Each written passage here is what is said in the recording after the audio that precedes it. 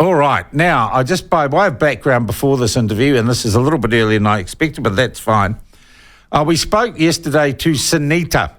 Sunita, who is a drag Storytime advocate and cross-dresser, drag king and adult entertainer, who believes that her business has been destroyed, drag Storytime business has been destroyed, and she has been defamed by Brian Tamaki.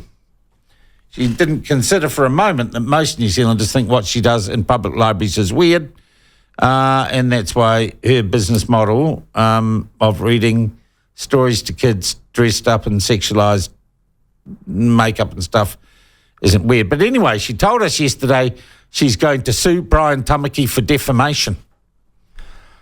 We wondered how Brian Tamaki felt about that, so he joins us now on the program. Brian, good morning to you. Thank you for joining us. Yep, good morning, Sean. All right. We were told by Sunita yesterday that action has been filed in Auckland, in the High Court at Auckland against you. Can you confirm whether or not you've been served with any notice of an action against you?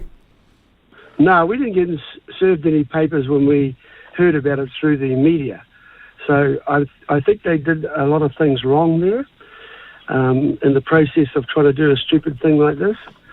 So, no, we haven't. All right. Are you concerned at the threat not. of legal action? No. I'm actually happy that we are starting to get rid of these people who we all know, good-thinking Kiwi parents and adults across this country know that that's unacceptable, having these types of people in libraries and public places sexualised, as you say, reading stories to our kids, it's inappropriate. Brian, she's separate. Sunita is separate from the group that cancelled in Hutt Valley on Thursday, right? Was it last Thursday there was going to be a drag story time or Willie Smackintosh? That was cancelled apparently due to safety concerns because of the supposed threats that members of your church had made to those taking part. Has anyone approached you about you having made any physical threats or your supporters having made any physical threats before they claimed safety?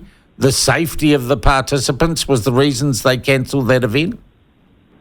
Well, if anybody knows us, and they do, we've done many protests and they've always been peaceful.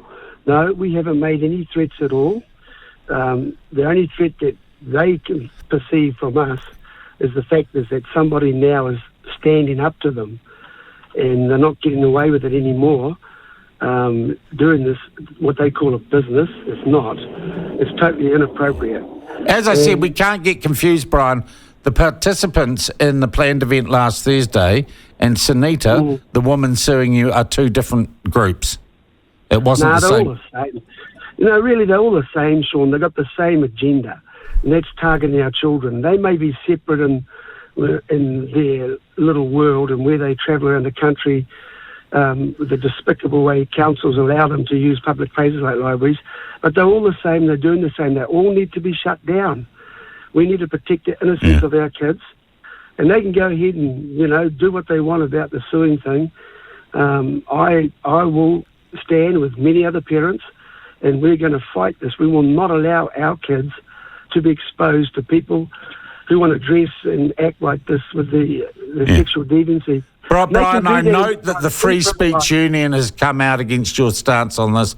It's accused you of exercising what is called the thug's veto, and that, like the transgender extremists in Albert Park who screamed down Posey Parker, that you're essentially using threats and intimidation to shut these events down. How do you respond to that claim from the Free Speech Union? Oh, I don't. They just need to be quiet and just watch as we do the business so they can see that there's a lot of free speech that is not free speech. It's just filthy storytelling to our kids. Got nothing to do with free speech. And you don't allow those people who are R18 entertainers, and they can do that in their spare time, in their private time, I don't care. But when they start invading our children's space and innocence, he can just take his free speech union thing and Yeah. and park it. What were you told by Upper Hutt City Council or the petitioners who presented a petition to Mayor Wayne Guppy early last week? What were they told about the cancellation? Were they informed of the cancellation of the event? Well, that's interesting, that, because these councils, they need to be held to account, these people, and they're using ratepayers' money to do all this, and they are... Well, they're not. They're using taxpayers' money, Brian. The event last week was sponsored by a group called Out on the Shelves, which is a nationwide group of librarians. And guess who funded the Out on the Shelves initiative, which includes the trans readers? Inside Out, a government-funded charity which operates in New Zealand schools. They're funded We're aware of all of this. We know that. But these councils, honestly, they are all infested with people who are pro-protecting it and funding it. We know that. And that's part of why we have been successful, Destiny Church and Man Up Together, wherever we are. We make sure that we let them know with emails. We front up to the mayor and the council, and it's not a threat. It is actually a right. And we say to them, if you don't close this down, we give you the choice, a good choice to make about this with our kids. And if you don't, then we'll make the choice with you by protesting peacefully outside the council offices or wherever the library is, and we'll let the public know, many people, what you guys are doing. And that's where they get afraid and start backing up the bus, because it gets a bit widespread. You see people get in the know. So you are standing by your right to protest and to say you're going to protest. All right. Yes. Okay. What did the Hutt City Upper Hutt Council tell you about the cancelling of this event last week? Or did they tell you anything?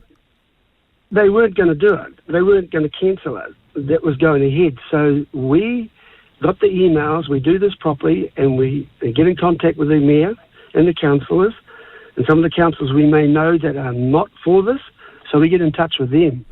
So we get a bit of insight going. And we do the appropriate letter of saying that this is inappropriate, explain it quickly, to say that this is not appropriate for children, toddlers, and we want you to stop it. You have the choice to do the right thing. So you do the right thing, and then no more said about it. But most of them tend to fight back, and that's when we then say, and they call it a threat. It isn't. It is our right to protest. And so then they start backing up because they don't want the publicity, and they don't want to be outed for what they're sneaking under the radar across this country. Yeah. All right. I hear you.